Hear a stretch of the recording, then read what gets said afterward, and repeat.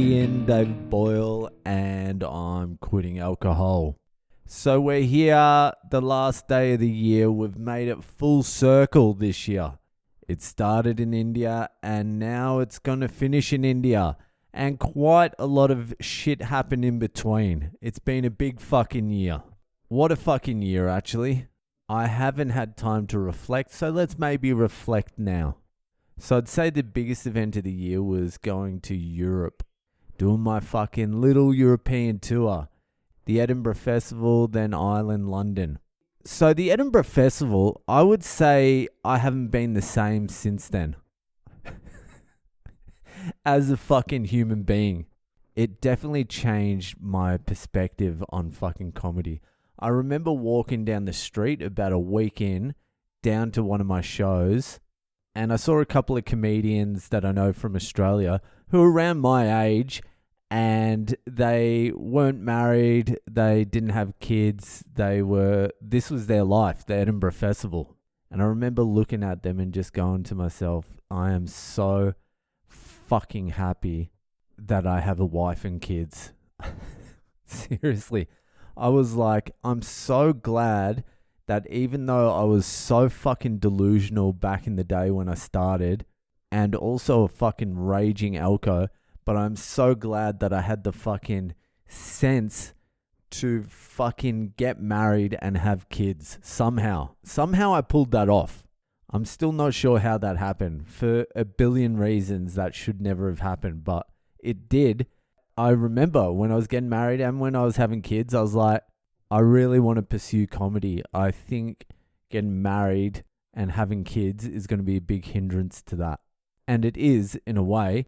But my God, is it more valuable to have a family and a wife and kids than any level of comedic success. I don't give a fuck because Edinburgh pulled the fucking curtain back. I got to see the sickness, the illness, the mental illness that is stand-up comedy in all its raw fucking horror. For the first time, comedians just seemed like fucking clowns to me. I'm like, who are these fucking clowns? Everyone's a clown. Everyone is a pathetic fucking clown. I'm not joking either. I am including myself as well. I'm a pathetic clown. Me more than anyone. Like, I always knew the illness of comedy, but Edinburgh really put the spotlight on it for me. It has made me reevaluate what I actually want. Now, at the moment when I go on stage, unless there's a connection with the audience, I'm finding it very difficult to give a fuck. Very fucking difficult. I need to build some sort of fucking bond with the audience. No matter what the audience, even if it's like fucking 3 people, if it's like fucking 100 people, there needs to be some sort of like, we're in this together or you're on my wavelength type thing. Otherwise, I'm just fucking going up there and I'm just a fucking monkey clown.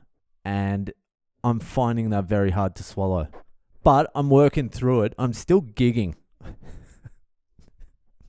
I'm still going up there and fucking pushing through it at the moment. But next year, I'm really going to have to figure out a way I can do it that doesn't feel fucking disgusting. But I learned a lot in Edinburgh. It was a good experience. Made me stronger. And then I went to Ireland. And Ireland was probably the highlight of my career so far. The Boyle coming back to the motherland to a fucking warm welcome. It was a beautiful little fucking theater. The show went good. Everyone was fucking amazing. Hanging out with everyone after the show. Doing a few bumps with a couple of fucking 18-year-old criminals in a broom closet at the venue. That's another highlight. Ireland was fucking amazing. I fucking loved it. I still think about the Irish show.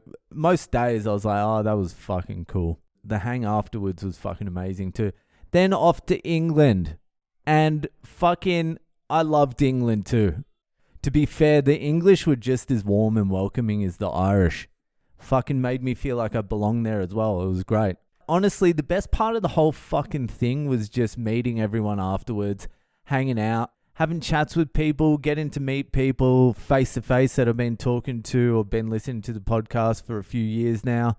People I feel like I knew. The thing is, because this podcast is so intimate, obviously everyone knows me well, but I feel like I know you cunts well as well. And I feel like I get to know you pretty quickly. And I don't know, it's a real fucking nice experience. That whole fucking thing was amazing. It was the first time I've gone overseas with my own show, sold some tickets. Really, it's a fucking epic milestone event in my life and career. So thank you to everyone that came out to Edinburgh, Ireland, England, also the Australian shows as well, meeting out all the fucking bogans and the fucking misfits, the degennies out at the fucking Melbourne show, and then in the Container in Sydney, out in Newcastle as well. It's been a fucking trip.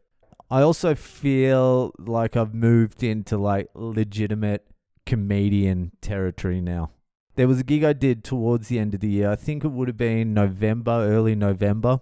I was headlining this hell gig. I don't know if I talked about it. It was at a Mexican restaurant. You're like in the corner of this restaurant. It was Halloween. It was Halloween night. That's what it was. So late October. It was just a fucking hell gig, and there was a few comedians on before me. It was just bomb. Then bomb. Everyone was fucking bombing, and I was the headliner, and I was at the back of the room just watching everyone bomb. I was like, I know I'm going to do well. Like, there was no nerves or anything. I'm like, I'm here to do a job. I can do the job. I know how I'm going to attack this. I have the skills now. I've been in these situations enough times for this not to worry me.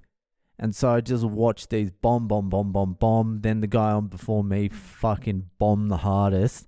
And then I get fucking put on stage, and just from the word go, just start fucking doing real well. I pretty much killed for half an hour after the room was completely fucking dead. And when I got off stage, I'm like, oh, I'm one of those comedians now. I'm like a legit, reliable, get the job done under pretty much any circumstances, seasoned comedians. I've become one of those guys.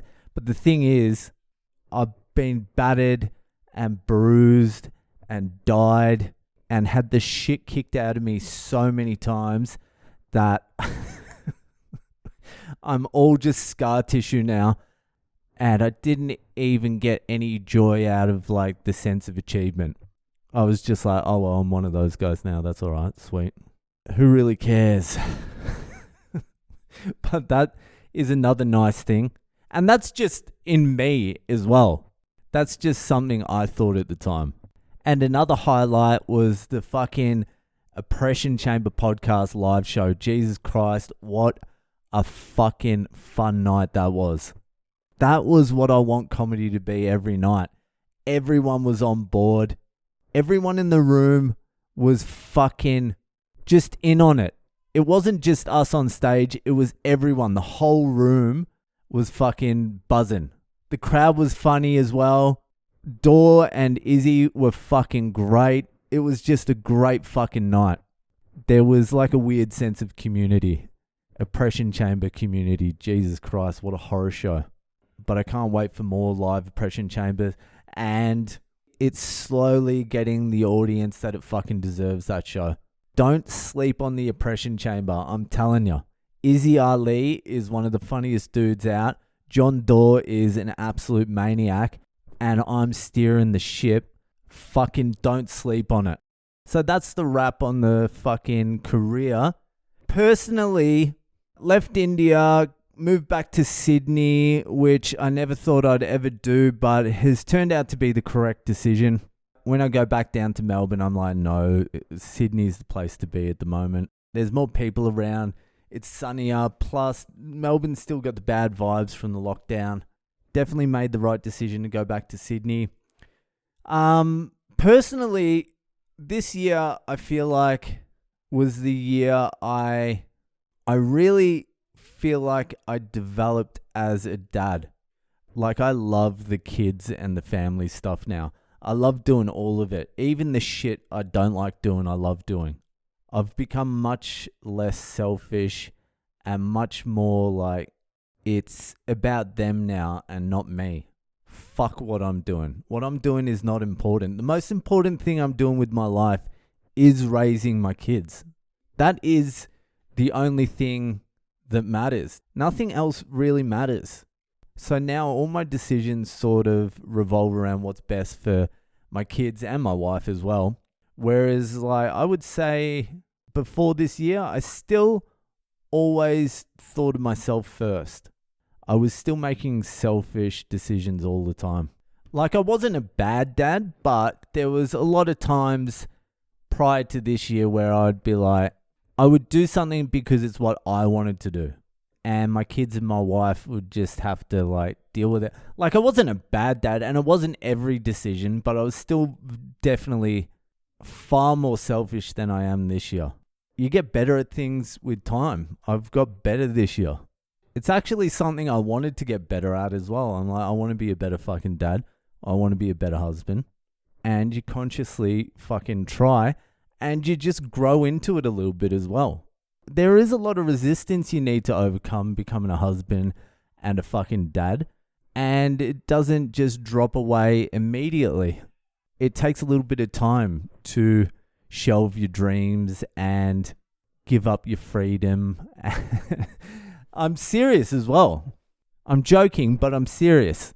It's a change in mindset. You need to go from looking at yourself as an individual to looking at yourself as part of a whole. And that's the family. You're not an individual anymore. Forget about it. I'm part of a group of 4.